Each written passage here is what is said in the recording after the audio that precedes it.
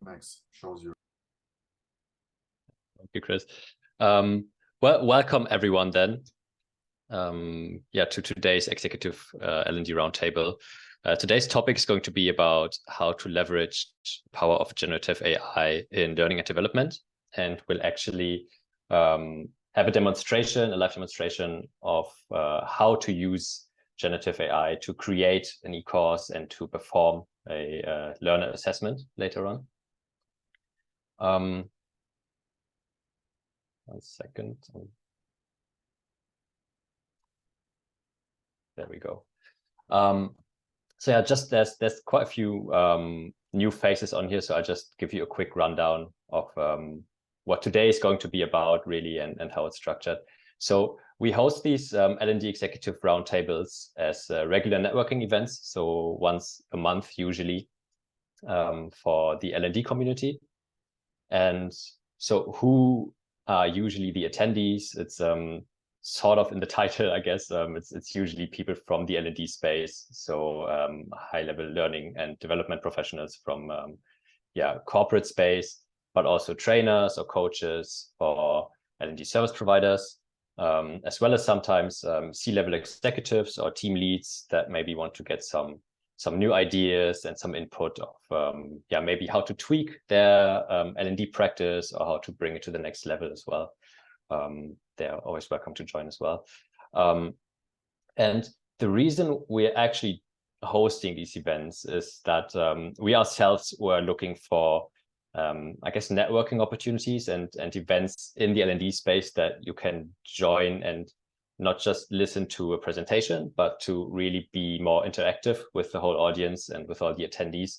And it turned out that the options for that were a bit more limited than we would have thought. So we decided to go ahead and also provide this type of platform for the community. And again, it's really the aim is to really foster an exchange between people from different industries or different geographic areas from the L&D space to connect here and to network and to exchange ideas and best practices. And to give you a rundown of how we structure these events. So they always revolve around a specific focus topic, L&D related, of course. And we invite a speaker to give a keynote speech and host a presentation. And I'll give you an introduction on who that's going to be today as well in a couple of minutes, of course. And after these presentations, the aim is really to open this whole thing up and have everyone in the audience participate and introduce themselves and share a bit more about their experience, ask questions if they have, and just really network with each other and have an open conversation. Right, and at this point, I'll quickly hand over to Christian.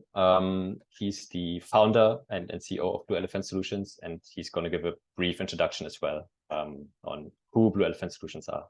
So over to you, Chris. Thank you. Thanks, Max. Very briefly, Max already mentioned most of it. So for us, it's like I was in as a head of sales education myself in Siemens Healthineers for a long time. And I experienced that there's not many possibilities to exchange with other peers. So one of the biggest things we want to do here is really to add value to the community by picking up certain interesting topics and sharing them and getting the community to talk. Blue Elephant's solutions themselves were based in Singapore. We do consulting solutions for companies in the space of digitalization, AI enablement, and gamification. We help with software projects, and the core focus of the company is actually everything around learning solutions, and we have some standard learning solutions that we have that are just popping up here, Knowledge Gym, Knowledge Empire, which are mainly revolving around the topic of spaced learning. But then we'll also have some more and more AI features enabled. So like, for example, one of the things we can do is we can automatically generate learning content based on a PDF file that you, for example, upload, or we have this new AI coach, which just went live a few days ago, where you can simulate conversations. For example, you can train your salespeople on selling negotiations. You can train your hotline staff. I do for every guy reported into me, but it will have some. Yeah, and we have customers mainly in Asia and in Europe at the moment. And really, it's important for us to foster this kind of exchanges and get in touch with the community, and also stay in touch to understand what's relevant for them. Cool. Thanks, Max. Right. Thanks, Chris. Then at this point, it's my pleasure to introduce today's speaker to you. So I'm very happy that we're joined today by Vladimir Kazakoff. Vladimir is a product owner in the space of learning and development in HR. He's actually started his career in higher education and then transferred to corporate learning and human resources, and holds 14 years of experience there now across organizations, international organizations in retail and banking. So Raiffeisenbank or Mary Kay, just to name a few. And he has been responsible for designing corporate learning platforms and developing technical solutions that are meant to foster employee growth and help employees develop further in these organizations. And through that, obviously, he has developed a high interest in coming up with strategies and bringing together new technologies and innovations to help humans learn more and maximize human potential. So I think he's a great guest to have on today for this topic. And as mentioned, he's going to give you a presentation, or give us a presentation on how to effectively use generative AI in learning and development, specifically when it comes to course creation and learner assessment as well. And Vladimir, again, thank you for taking the time today, for joining us. I will be handing over to you now. And I'll stop sharing my screen in a second. And then whenever you're ready, looking forward to your presentation. Great. Thank you. Thank you, Max. Thank you, Christian. Yes, I will share my screen. I hope you see it already. Yes. And let's start. Hello, everyone. Warm welcome. And today we are going to speak about some simple way to use generative neural networks and how to use it in course creation. But I want to start with some short history, how huge transformation we have in the world of artificial intelligence just for several years. I'm not sure that you remember this, but just a few years ago, about 2018, 2019, AI can generate pictures like this one. This is a pictures of dogs, and this is a Deep Dream, one of the first platform to generate pictures. And this is a pictures also generated by AI nowadays.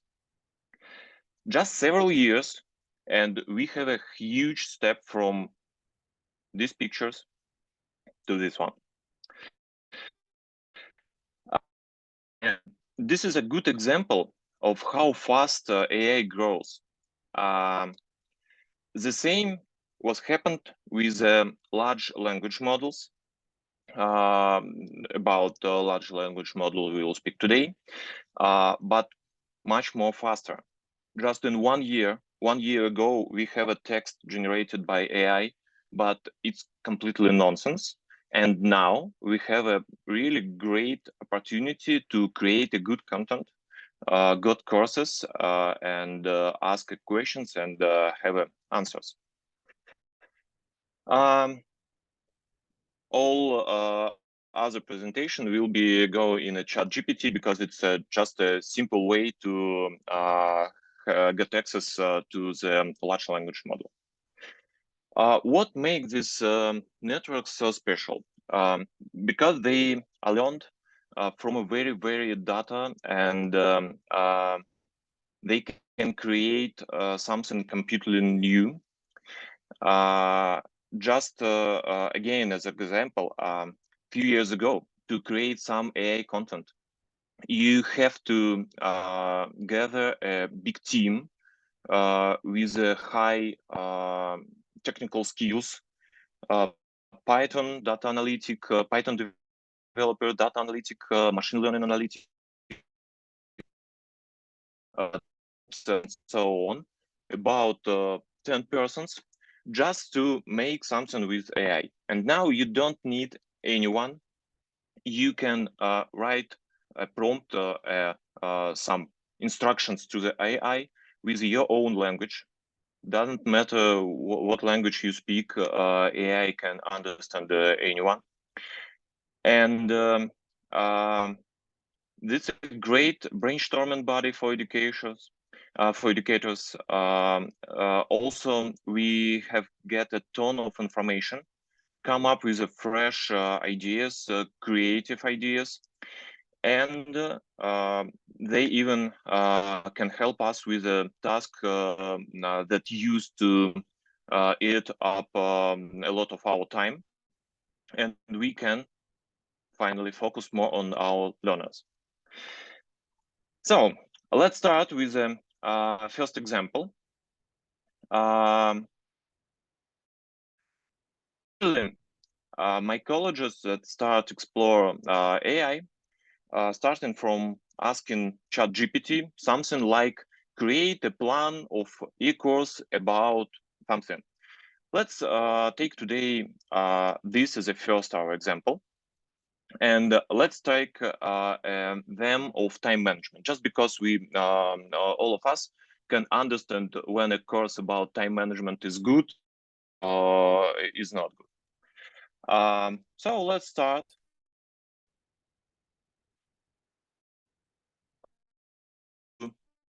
How it worked, first of all, and second, to get an overview what we will have with such very simple prompt. I'm not sure this is a good answer, because I don't know why we have a 6 weeks list from very basic themes like understanding of importance. Yes, we have smart Eisenhower matrix, not so bad. Time wasting without any good ideas. We don't have any practice here. You see, we don't have any practice here. Introduction. So this is a very basic course. What can we use to make it more special and make it more suitable for us? First of all, my question to all of you, have you ever started making a course right from the content of a plan of this course?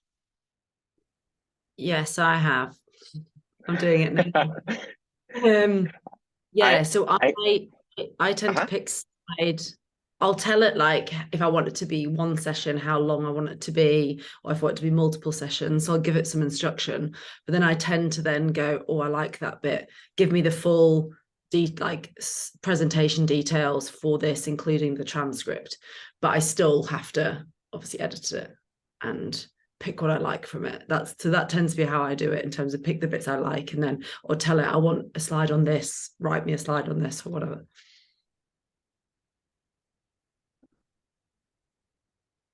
I feel it's not good with my internet and have to move to another room. Sorry for that.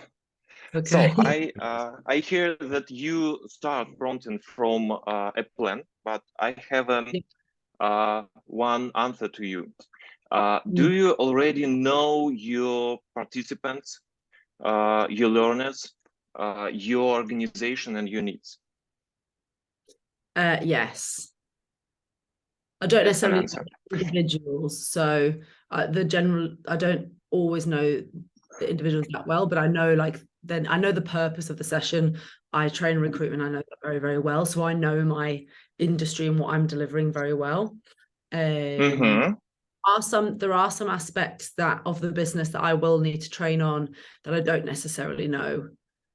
That's generally where I have to get internal stakeholder support. Sometimes ChatGPT is giving me good stuff, but so it'd be interesting to see what solutions you have. Thank you for your answer, and that's exactly what I want to talk about today. Usually we starting from the business goals with our target audience analysis, metrics we want to gather, and so on. But very often, as a learning and development specialist, we already know all this information, so we have it in our head. But we need also to put all this information into AI, artificial intelligence, because without this information, we'll have course like this one, very, very basic, with a very, very start points for time management or some other thing. So let's change this prompt for some in some better way. I have already prompt to copy and paste. I will change it here.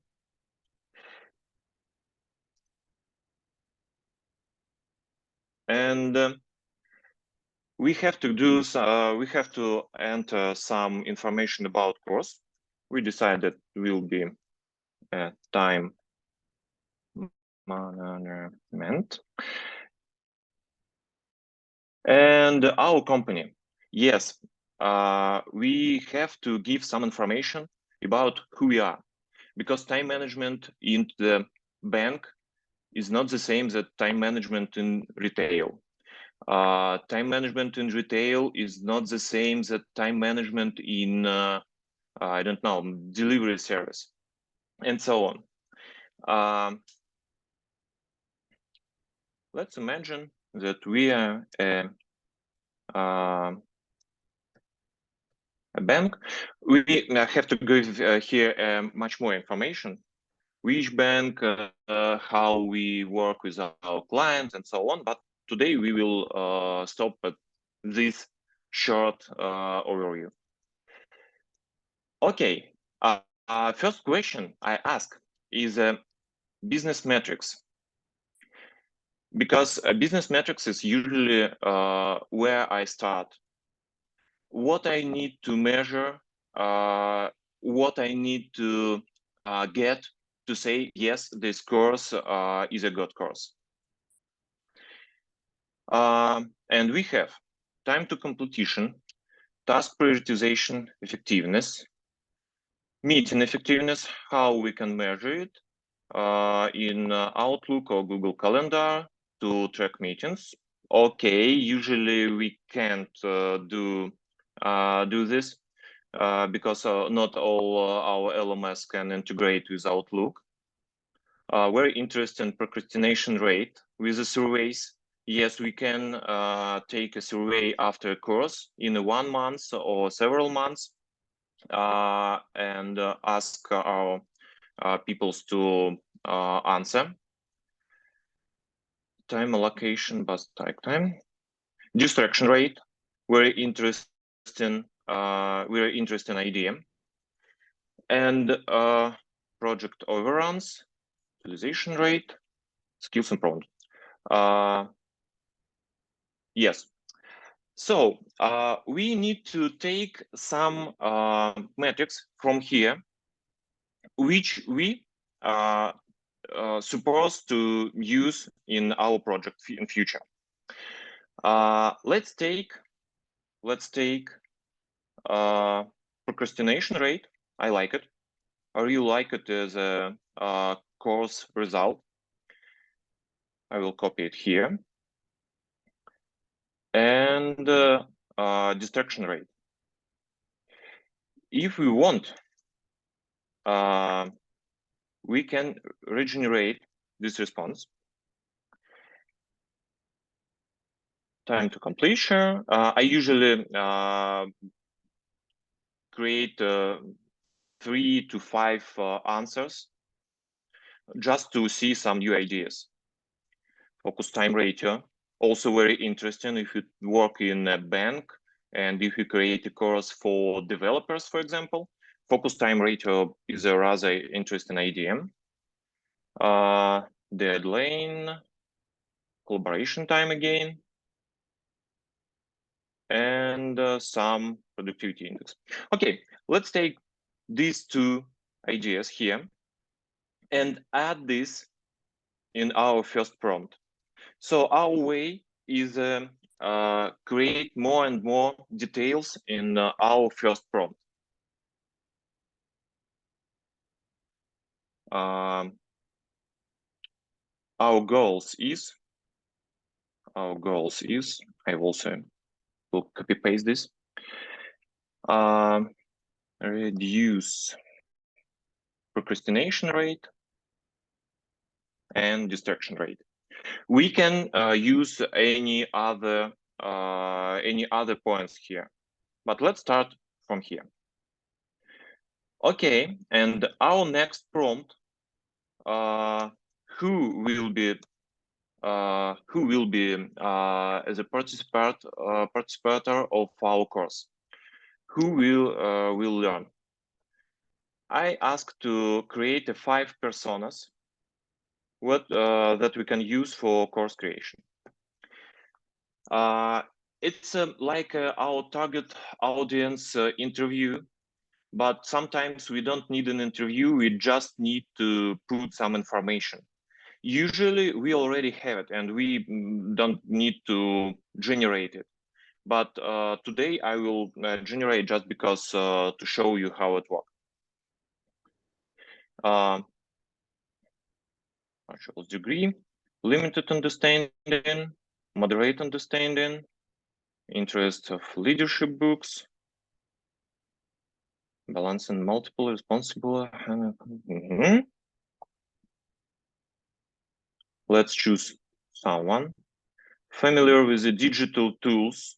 Yes, if we work in a bank, our person will be like this one, with who want to optimize time. And let's take this one just as an example. Again, I copy it here.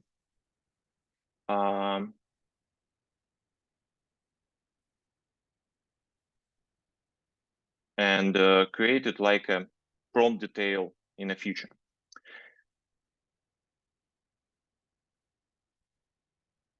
Sorry. What I'm doing here, I also want to add more and more details about our target audience, because if we say that our audience already familiar with the digital tools, ChatGPT will create a course with more advanced tools. Here, interesting. Okay, not put it here.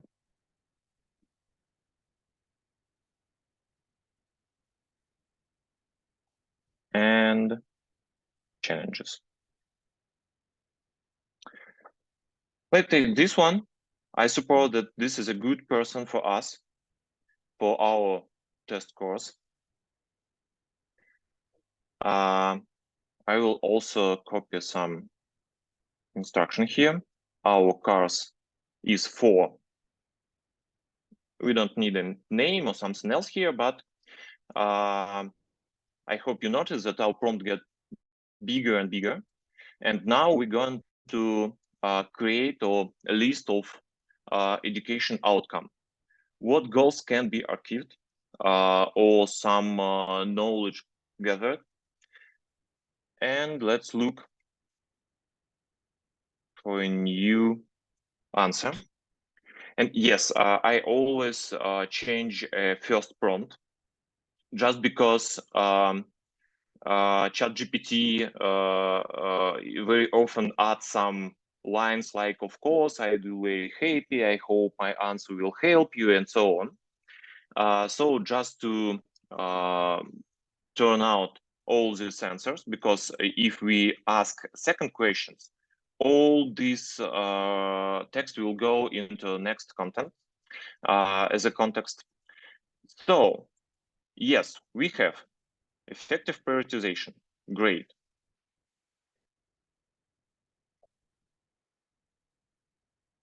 Effective prioritization. Great, because we ask about that in our prompt. Goal-oriented time allocation, something interesting.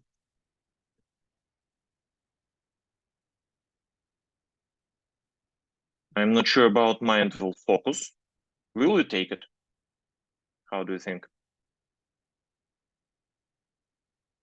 Effective digital tool. Yes. Good one. Stress reduction. I have one course when as a business metrics, we will have actually a stress reduction. So this is a really good outcome for course. Decision make it and personal project and behavior changes. Oh, we have two topics here. Let's take less procrastination and the stress management. We can take all or some or none of these ideas. We can regenerate them again and again until we have good ideas.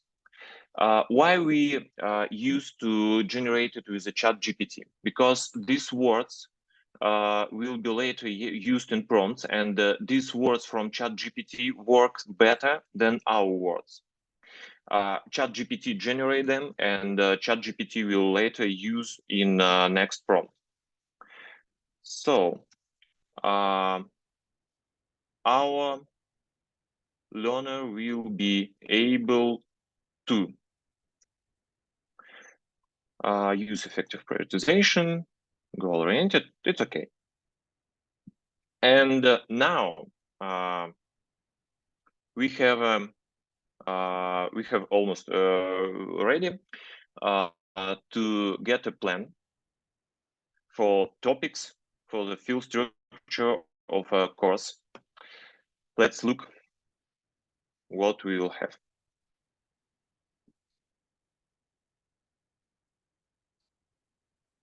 We start again from very basic.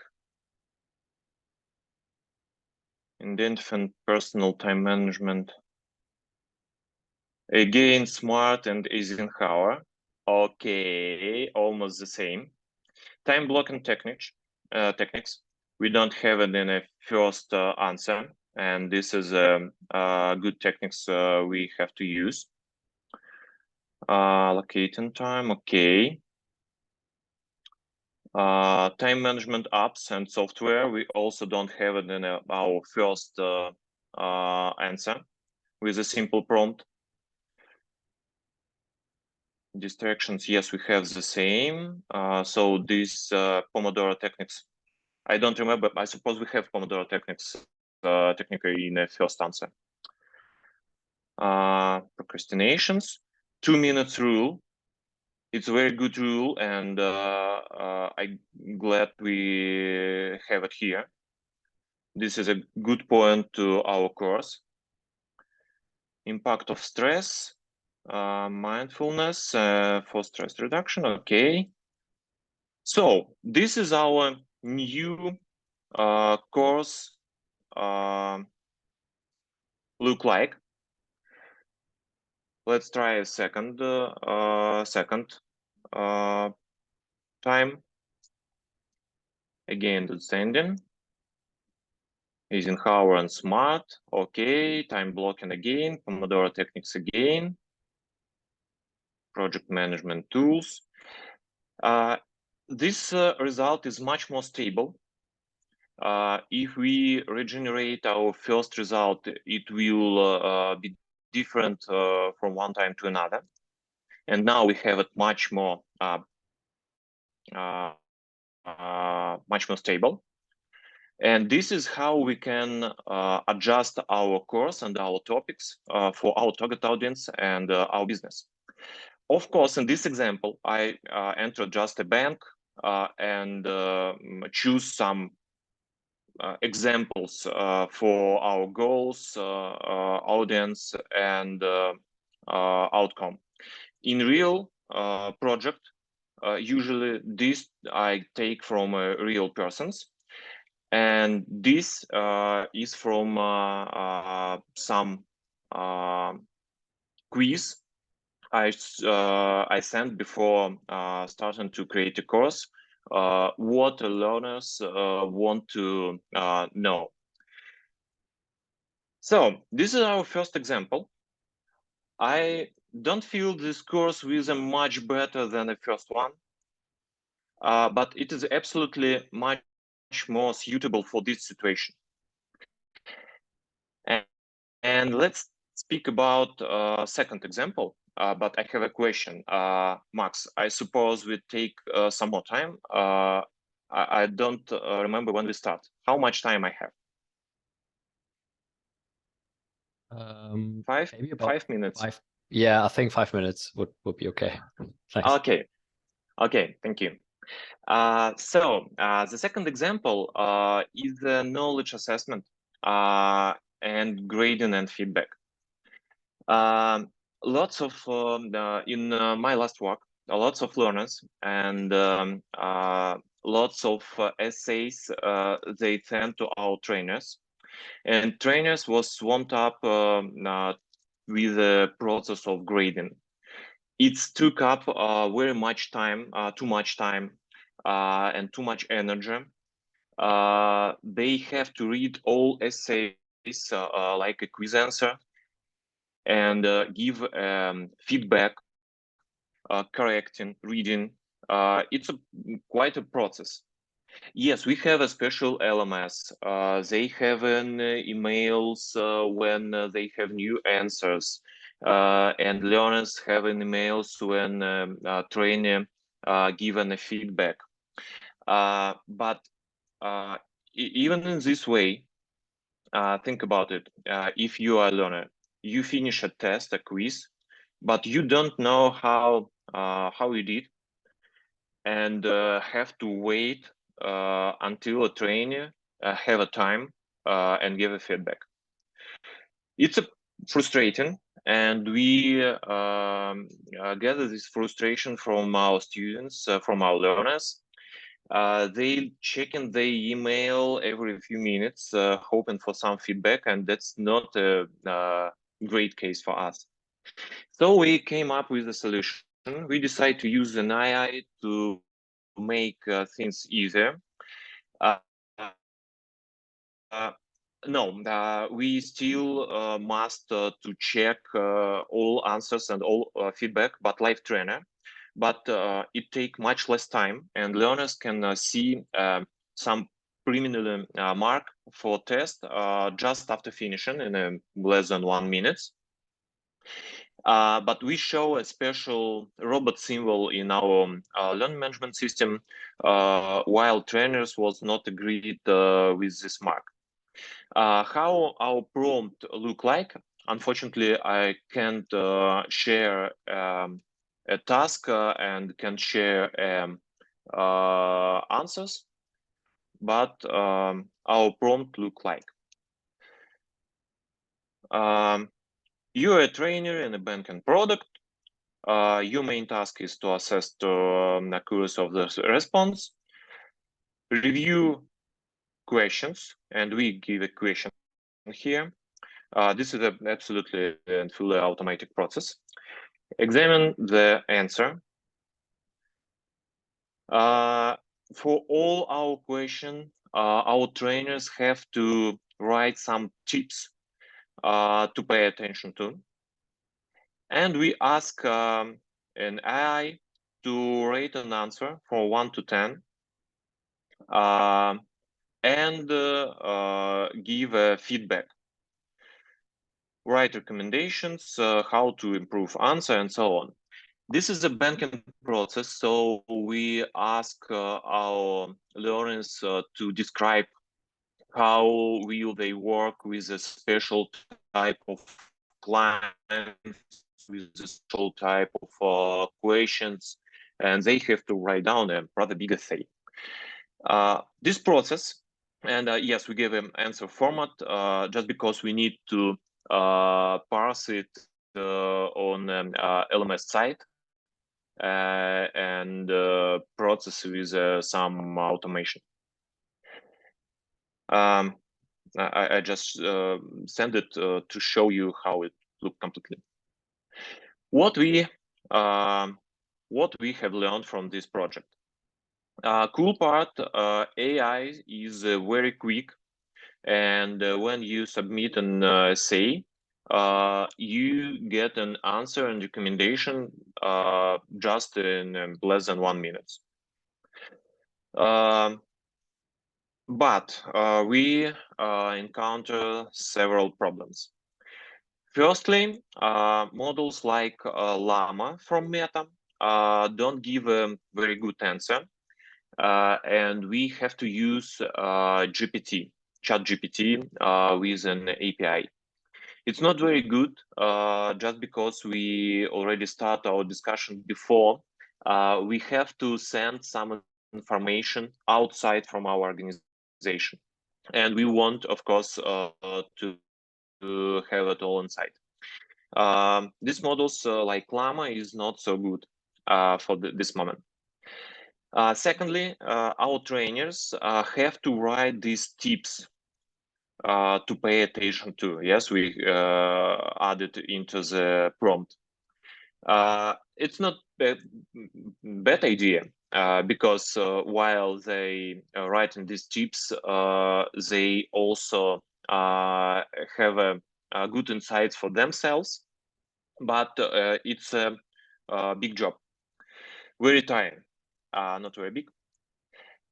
So, and the last problem we have, ChatGPT, that time, now it's get better, don't work very well with the Russian language, and much worse, don't work very well if we give a prompt in English and some part of this prompt in Russian.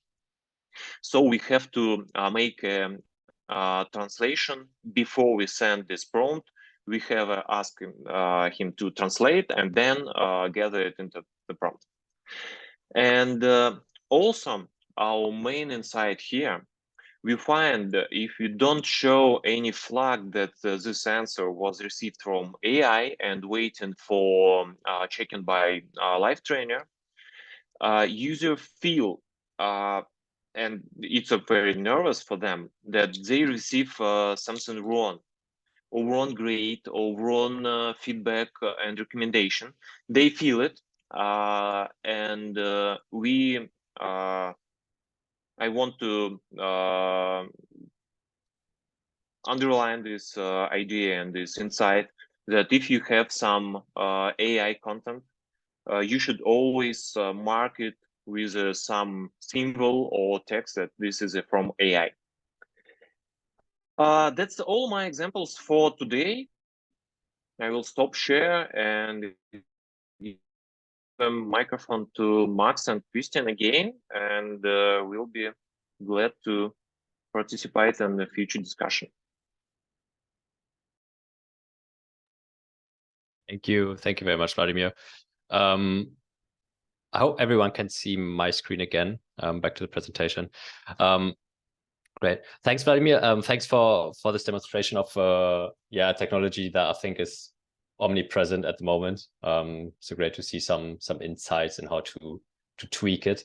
So at this point, we want to open the setting up, and I think because we might be a bit short for time, I'm gonna skip the question sections right after this demonstration, just simply because everyone will have the chance to ask questions later on anyway.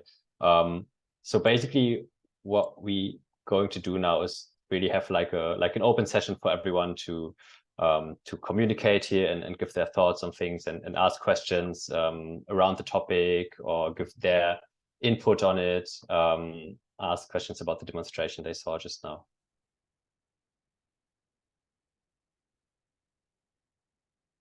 And the way we would suggest doing that as a guideline to really give everyone the opportunity to be heard.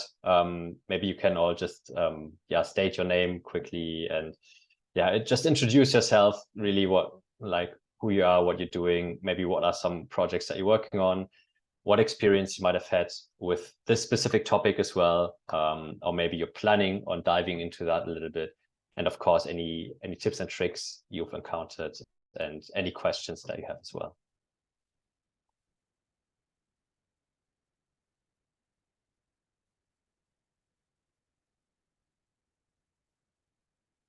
Okay. Someone had to leave quickly for another meeting, but maybe we can just quickly go through the attendees list. We're a bit of a smaller group now, so it shouldn't be too long. Maybe let's start with Anja.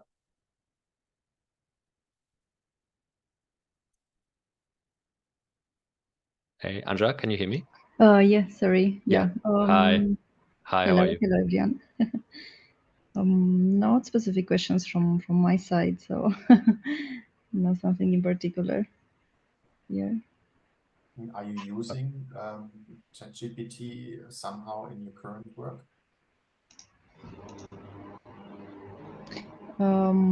In our case, for example, in my case, we are kind of using it on from one perspective. When we create courses for our related to our products, which are mostly technical products. When we develop the question part, we have an option in the LMS that we are using that provides us this opportunity to develop the courses based on ChatGPT. But otherwise, we are trying, because we have to be also innovative. We have to create different exercises and add technical ideas, and somehow we depend from the platform because we cannot use the information externally. This part with the question being included in the LMS, we are taking this opportunity and using, but from this perspective only. So just so I understand, the LMS, you can automatically generate learning content based on the content. Yeah, so we create the content. And the content is in which form? For example, now we are creating product trainings for the aviation part, and the content is developed based on the manuals that we are creating them internally. So we are creating the product training based on our information, which is confidential. But the tool that we are using, that we bought, the LMS, has inside the tool an option from where we can, so based on the content, we can generate automatically the questions, not to recreate the questions again and again. And the content, is that like a SCORM training, or is that a PowerPoint, or like? No, it's included direct. Actually, we don't use an authoring tool to be. We can use it, so we can. It can be also score based, but we have inside the tool that. So actually, this LMS, it's about LearnWords because it's a public LMS, so I can say the name. But this LMS provides us also the opportunity to create a site of our courses. Provide us also the opportunity to create a course inside the tool, so we don't need any authoring tool. It's included in there, and also the analytics part. Interesting, very cool. Yeah. I have an interesting case when we creating answers for the questions just to prevent a fraud. When one person fill a quiz firstly and get lots of screenshots and later share it with his colleagues to fake the results, and we generate not the questions but an answers, not all, only wrong answers. So we have one right answer, one correct answer. We write by hands, and AI generate all other. So screenshots will not help, because they have to understand what happened here in the questions and how to answer correct. It's a rather interesting case, and I don't hear before that any LMS already have such a feature inside. I'm glad to hear from you. Yeah. It's actually an interesting one. When we choose it, I've made a lot of research, and I'm not sure now, for example, because they also introduced it quite recently, this part of this automation part. But what the tool had from the beginning is this opportunity to create also sites, courses inside it. So this has been included from the beginning. And yes, I can confirm that there are just few LMSs, I think, around the world that provides all this in one. Yeah, I suppose. Yeah. What's quite interesting is so we also have in our tool this option. You just upload a document, and then out of this document we generate the quizzes, including the wrong answers. Of course, the trainers can always go over the proposed question and answers and modify it. And we're actually now thinking for the second version of our learning tool that we want to bring out, because we use spaced repetition, which means we'll bring up the same learning content over and over again to really form successful habits out of it.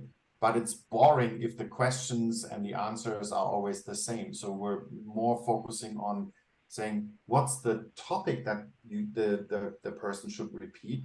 But we always give him a different example, but actually it's the same content that he repeats and refreshes. So not only generating one set of question and answers, but really always have like a set that is testing one specific feature.